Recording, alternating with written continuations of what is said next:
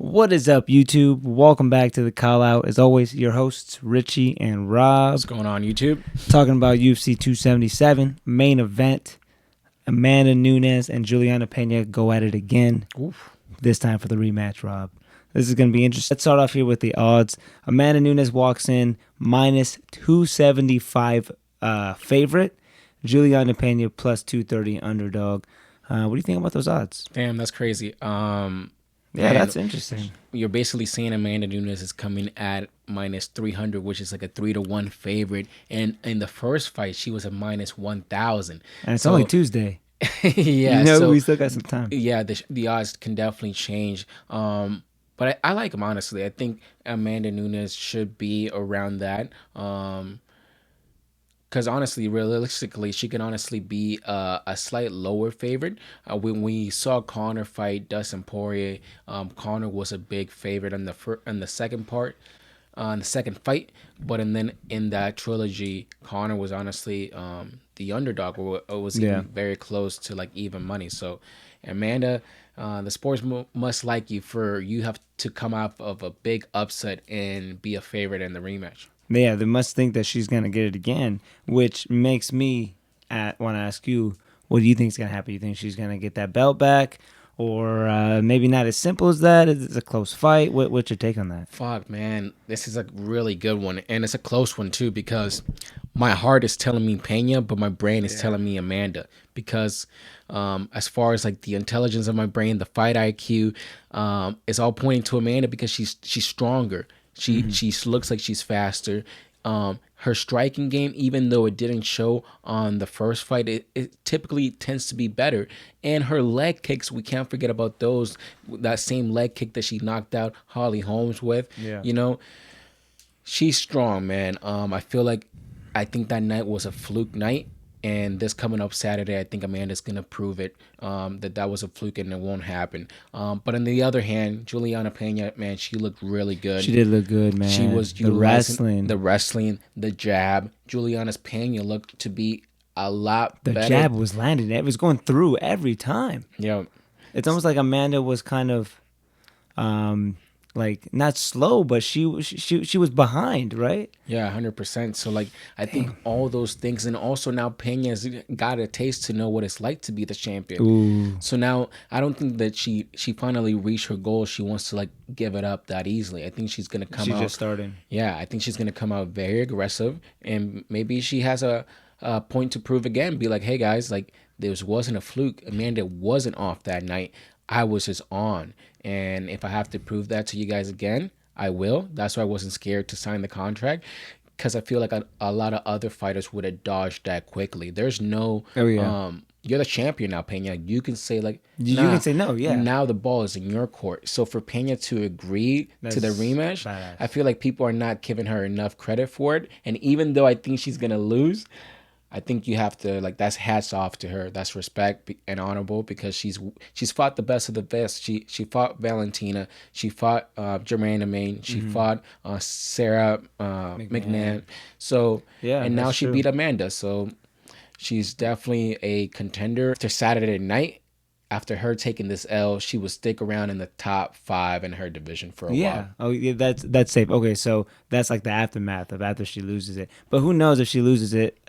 They can do Trilogy right away, or what do you think? You think they'll take a break? It's kind of hard to tell, right? Damn, that's crazy. I didn't even think about the Trilogy. I thought like, I didn't even think about that, bro. That's honestly just, that'll be interesting. Depends how this fight plans out. Because if this fight turns to be like a 5-decision war, I mean a 5-round decision war, then like a battle. Then maybe we can do a Trilogy, and then it just depends how this fight goes. If it's boring, then. We got to get through this fight first, right? If we were asking Dana this, he'd be like, let's get through this fight first. Yeah. I agree with everything you said. You know, it's almost similar to what I thought in the first fight. Amanda is who she is. She's big. She's got power. It just, Juliana does scare me this time around. You know, I would like to see Amanda get the belt back. It just, Juliana showed a lot last fight, and she might not want to give it up, like you said. You know, she might have Amanda's number. Who knows? It really depends for me how Amanda comes in.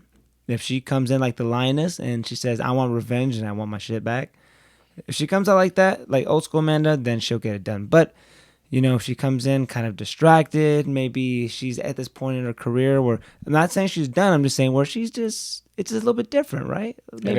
Maybe a little bit of distractions of just some natural things going on around her. That's life. But Juliana is just so hungry you can't sleep on her. But it's hard for me. We were kind of talking about the over under. I like taking over unders in fight. 2.5. Even that I'm battling with. It's just a good fight in general. I would probably go under 2.5 since it ended in the second round, and maybe I'll take a couple more days to think about the money line. Right now, I'm gonna stick with the lioness as well. Say she gets it back, and I'm gonna just pump for the third fight. But we still got a couple of days to kind of make our bets and decide. Yeah, man. It's also tricky because Amanda said that she actually switched training camps for this fight. Yeah, that's right. And I feel like when you switch training camps after a loss, it's iffy. It's such a iffy thing for sure because it can work against you. It could definitely work against you. And those people who got you to that championship belt that you wanted so much, now that you just lose one fight, you're gonna leave them. Yeah. And now she's also, I believe she's training on her own. I think she has the money and she built a facility for herself. So I think she has like personal trainers just come in, give her a workout or two. It's not the same to actually going to the gym and having that gym atmosphere and having seen those other competitors and they're busting their ass because they're trying to achieve the goal that you have. So now you don't have that energy. Now as far as your energy, now you don't have that energy anymore. Now you have a new fresh energy. Now you have your wife at the gym with you. Now you have your daughter at the gym with you. But honestly, a lot of people, if they don't like to admit this, but that's more of a distraction to you. No, I agree 100%. Yeah, it's harsh to say, and we're sorry, but you're right. At the end of the day, it's a distraction. 100%. And people don't want to say it because their kid is their pride possession, bro. Yeah.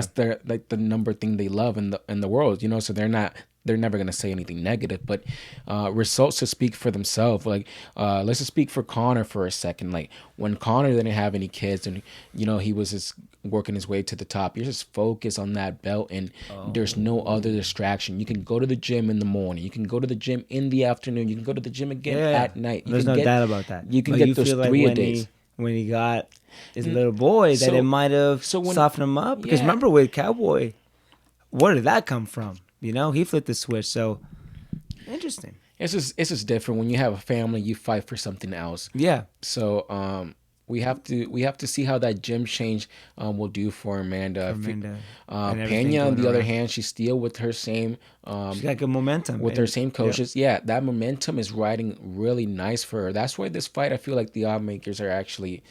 This is like the same thing I said for Brandon and Kai. I feel like this fight could be even money, man. We saw Pena do something to Amanda that we've never seen before. Even Valentina herself, the person that we call the GOAT, hasn't touched Amanda the way she hasn't defeated Amanda the way Pena has. She didn't even do anything remotely to that. So, man, I'm just really intrigued for this fight, man.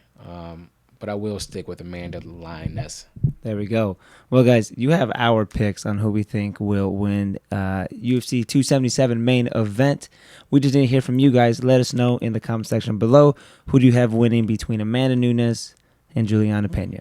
Be sure to like and subscribe. We'll see you on the next video. Signing off, Richie and Rob. Peace.